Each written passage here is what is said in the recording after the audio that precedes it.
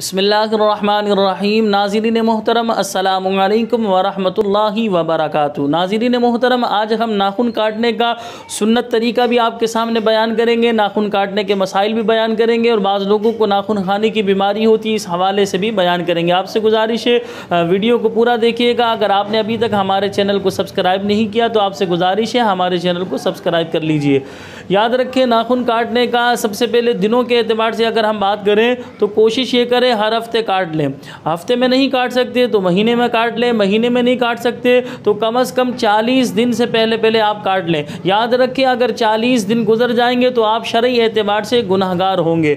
नाखून काटने का बिल्कुल आसान तरीक़ेकार ये है कि आप जिस तरह दुआ के लिए हाथ उठाते हैं, ऐसे मिसाल के तौर पे समझाने के लिए हाथ उठा लिए।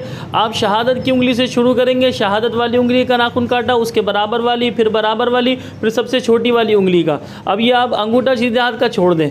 इसके बाद उल्टे हाथ में जो है सबसे छोटी वाली उंगली, फिर उसके बराबर वाली उंगली, फिर उसके बराबर वाली, फिर ये बराबर वाली, फिर अंगूठा। फिर आपने सीधे हाथ के अंगूठे का नाखून छोड़ा हुआ तो आप सीधे हाथ के अंगूठे का नाखून काट लीजिए। बिल्कुल आसान तरीका, दोबारा रिपीट कर रहा हूँ। जिस तरह जैसे नमाज में हम दुआ मांगने के लिए हम हाथ उठाते हैं, इस तरह हाथ उठा लीजिए समझाने के लिए। आप जो है यहाँ से शुरू करेंगे। सबसे पहले सीधे हाथ की शहादत की उंगली से शुरू करेंगे। ये शहादत की उंगली का नाखून काटेंगे, उसके बराबर वाली, फिर उसके बराबर वाली, फिर सीधे हाथ की सबसे छोटी उंगली का नाखून काटेंगे। आप सीधे हाथ का अंगूठा छोड़ दीजिए।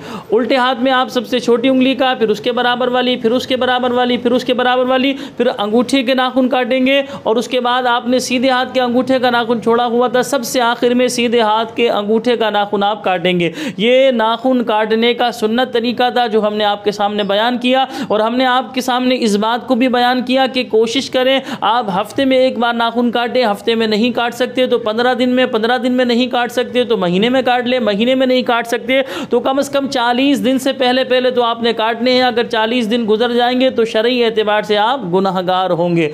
हमने नाखून काटने का सुन्नत तरीका भी आपको बता दिया, नाखून काटने के हवाले से ये भी बता दिया कितने दिनों बाद आपने काटने।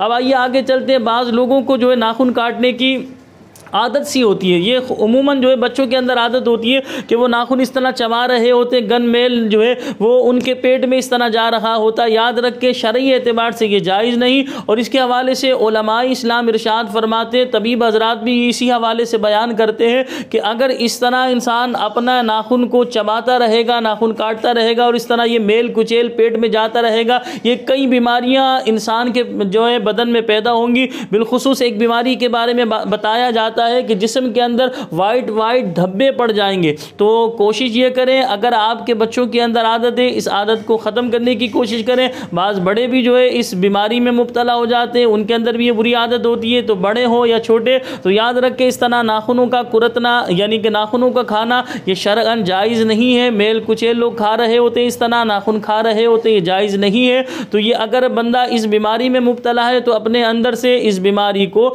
दूर करे। अल्लाह करीम की बारगाह में दुआ है कि अल्लाह रब्बुल आलमीन हम सबको अमल की तौफीक अता फरमाए। और याद रखें, जुमे के रोज़ अगर आप नाखून काटेंगे तो 10 रोज़ तक जो है गोया के बीमारियों से भी आप महफूज रहेंगे, नामाए आमाल में नेकियां भी लिखी जाएंगी। अच्छा, बाज़ लोग बुध के हवाले से ज़िक्र करते हैं कि बुध के रोज़ ना काटे। तो किताबों में लिखा ज़रूर है कि बुध के रोज़ नाखून ना काटें, लेकिन ये कि ऐसा नहीं है कि अगर बुध के रोज़ आप मिसाल के तौर पर 39 दिन गुजर गए थे, यानी 39 दिन हो गए और आपने अभी तक नाखून नहीं काटे, अब 40वां दिन आया और वो बुध का दिन है, तो अब क्या बुध के दिन की वजह से आप छोड़ेंगे? हरगिज़ नहीं, आपने नाखून काटने होंगे, नाखून आप काटेंगे क्योंकि 40 दिन से पहले काटना ये इंतहाई ज़रूरी है। अगर 40 दिन गुजर जाए तो शरई एतबार से मकरूह है, बंदा गुनहगार होगा। मुझे अपनी दुआओं में याद रखिएगा। अगर कोई बात समझ में ना आए तो नीचे कमेंट्स में आप मालूम कर सकते हैं। अस्सलामु अलैकुम व रहमतुल्लाहि व बरकातुहू।